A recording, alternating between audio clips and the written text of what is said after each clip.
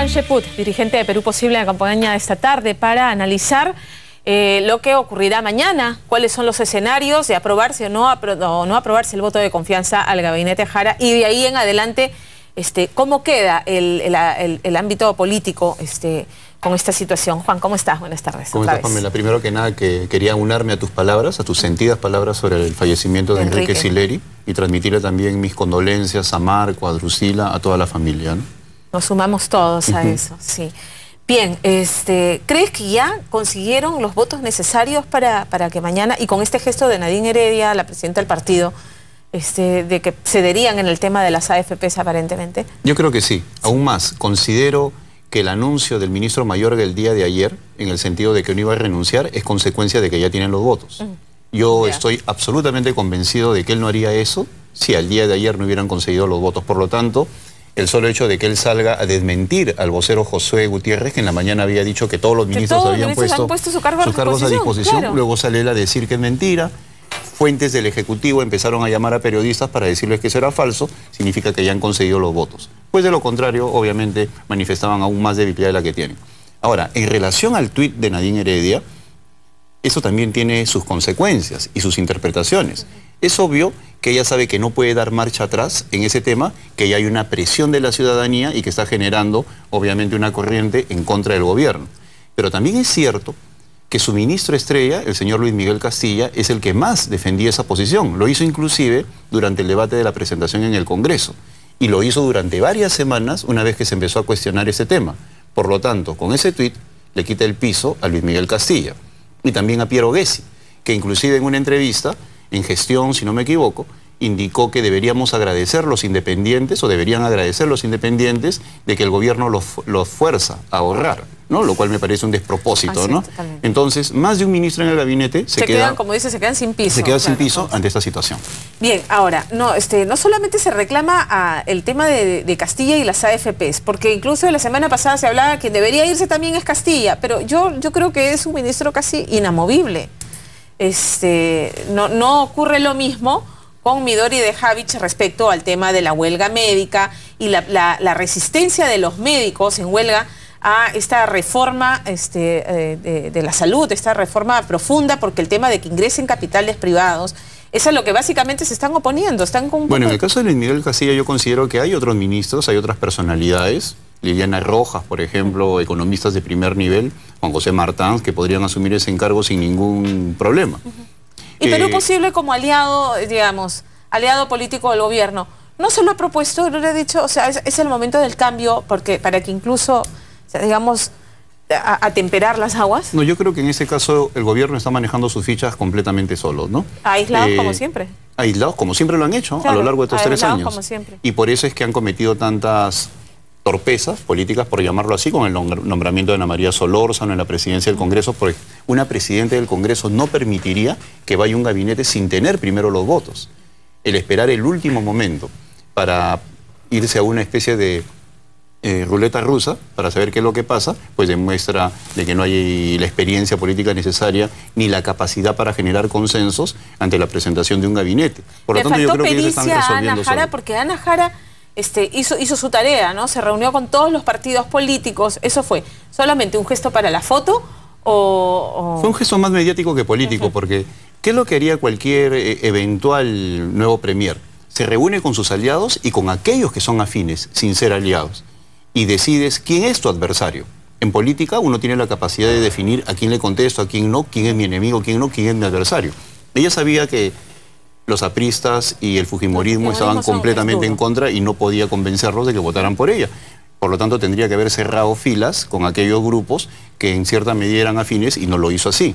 Claro, pero se lo hubieran venido encima porque ya cuando empezó a convocar a los grupos de oposición a Ana Jara para estas reuniones, el fujimorismo salía y decía, nosotros todavía no nos han dicho nada, y se arañaban. Entonces, ¿tú te imaginas que no hubieran? Es que es que desde el momento que ella decide visitar a todos y anunciarlo, es que genera este problema. Ya, okay. En la historia de todos los presidentes... La movida política es no hacerlo público, manejarte en privado con tus aliados. La política se maneja en discreción y si tú analizas el comportamiento de todos los anteriores presidentes del Consejo de Ministros, ninguno está en esta situación. Carlos Ferrero, tú no lo has visto recorriendo bancadas, a Pedro Pablo Kuczynski, a Luis Solari, a Jorge del Castillo, a Javier Velázquez, a Yehude, a nadie. O sea, era un acto desesperado. Es un acto que pretende convertir a la presentación en el Congreso en una especie de epopeya, ¿no?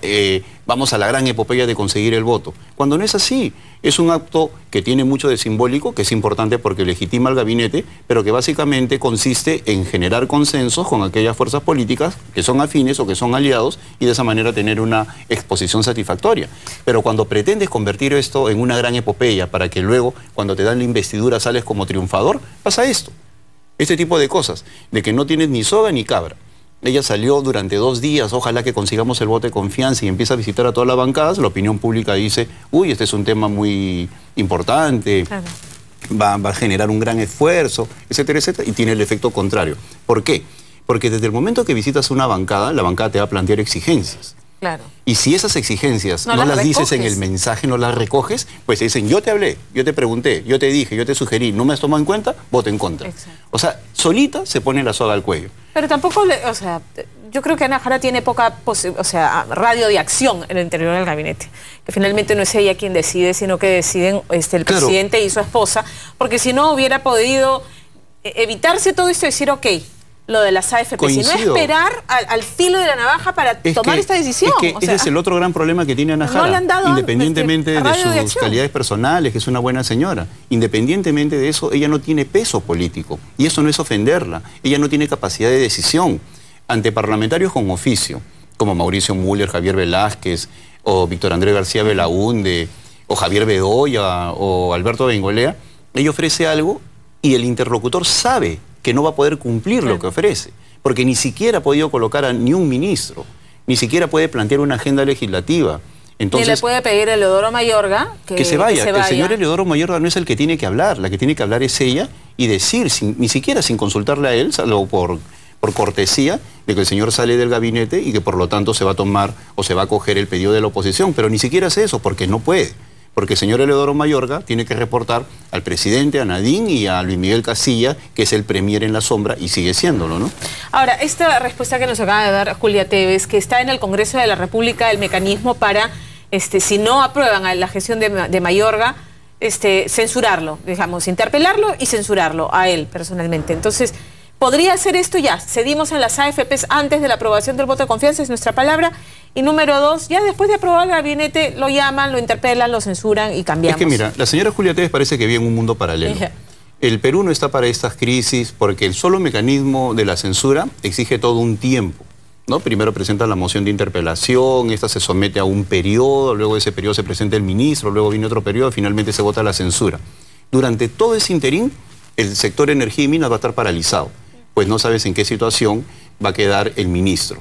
Por lo tanto, si el ministro se queda, él va a ser responsable de la parálisis minera o de inversiones en todo el sector de minería, estamos en un momento de energía, crítico, en un momento crítico. O sea, porque es el momento en que van a arrancar varios proyectos, ¿no? Ni siquiera tienen experiencia o ni siquiera son capaces de mirar la consecuencia de sus actos. O sea, ellos no entienden lo que es la política, ni el señor Ollantumala, ni la señora Nadine Heredia, ni la señora Julia Tevez, ni los congresistas. El solo hecho que se quede el ministro es un ministro que está cuestionado. Es un ministro que está sintiendo en estos momentos lo que significa la presión de la oposición. Es un ministro que si se queda, como dicen ellos alegremente porque ignoran la consecuencia de sus actos, que vaya pues a la censura. ¿Estos señores saben lo que es una censura? Significa paralizar el ministerio. Significa de que el ministro, mientras se somete a los escrutinios del Congreso, a las votaciones, a las indagaciones, etcétera, etcétera, va a tener el ministerio paralizado y a todo el mundo en incertidumbre. O sea, ni siquiera son conscientes de lo que dicen, lo cual demuestra que no hay estrategia política, lo cual demuestra que no saben leer la realidad y lo cual demuestra de que estamos en manos de personas que lamentablemente no tienen oficio político, ¿no? ¿Eso cómo nos deja de cara a que Ana Jara obtenga el voto de confianza? En adelante, tenemos un gabinete debilitado, cuestionado, con una aprobación por los suelos. Mira, es verdaderamente inusual que ministros que salen mañana, tarde y noche en la televisión, con excepción del de Educación, que me parece que es un trabajo en la sombra y que ese 2% no refleja la magnitud del trabajo que está haciendo, porque él no es un figuretti, es un ministro que está trabajando realmente. O por ejemplo Urresti, que tiene la más alta aprobación por un tema de percepción, que es un término que le encanta a este gobierno, porque efectivamente es por eso que sube el presidente. Figuretismo. Claro. Pero vemos cómo los sicarios continúan y continúan las bandas y todo ese tipo de cosas. Además, un ministro que está procesado por homicidio, efectivamente, se le tendría que demostrar en un proceso, ¿de acuerdo? Pero Pero las ministras ¿no? políticas, ¿no? Carmen Omonte, la misma Ana Jara, tienen 2%. Jaladas todas. O sea, a pesar de su performance mediática, ¿qué significa eso? Que lamentablemente el pueblo peruano ya no confía en ellos.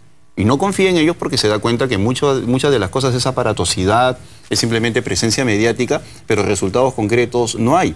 En el caso de la seguridad ciudadana, que sí se combate con percepción, el señor Urresti, con su presencia absoluta en los medios de comunicación, pues transmite la sensación de que las cosas están mejorando, si pero en la práctica no. Si fuera el director general de la policía me sentiría muy, muy mal con esta superposición del ministro, que está bien, o sea, está bien los gestos, vale la pena los gestos, pero ya estuvo bueno. Yo quisiera saber, pero lo que está generando una exposición, lo hemos conversado, ¿no?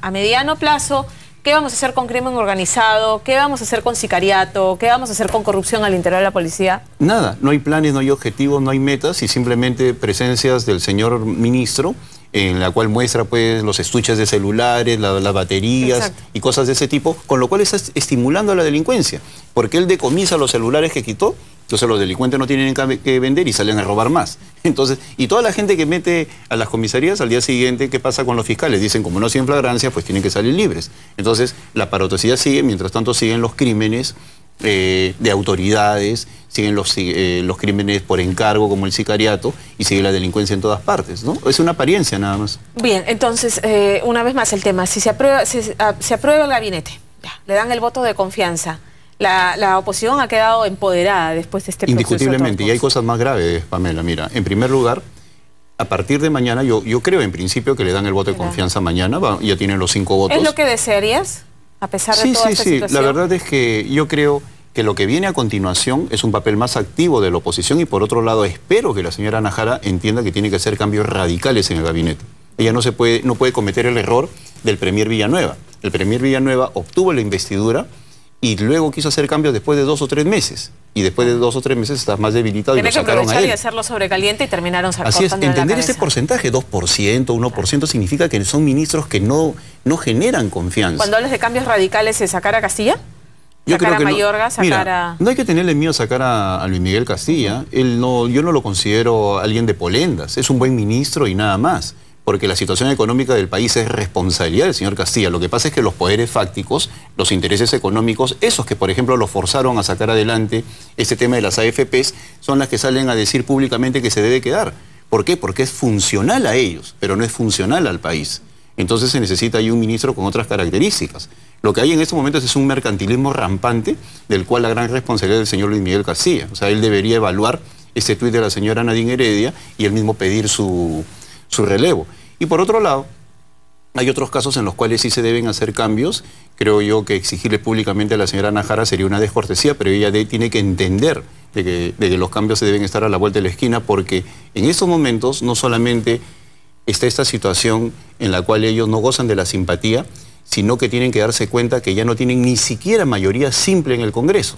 ¿Qué significa eso? Para elegir o para otorgar el voto de confianza no se requieren 66 votos. Una mayoría oficial, se requiere simplemente mayoría simple y ni siquiera tienen eso. Por lo tanto, cosas como la Defensoría del Pueblo, que requieren los 2 tercios de la votación en el Pleno, no lo van a poder conseguir. Por lo tanto, ellos, si no hacen cambios y empiezan a trabajar más activamente con la oposición, pues simplemente van a quedar maniatados. Yo siento que ya están casi en esta situación después de lo que ha ocurrido. Juan, ha sido un gusto poder conversar contigo y veremos mañana qué es lo que ocurre. Bien, Pamela, muchas gracias. Tenemos que hacer una pausa en Más que Noticias. Al regresar, fallas mecánicas afectaron esta mañana el servicio del Metro de Lima. Además, la tierra sigue temblando. Un sismo arremeció esta mañana a Arequipa. Tenemos los detalles al volver aquí en Más que Noticias.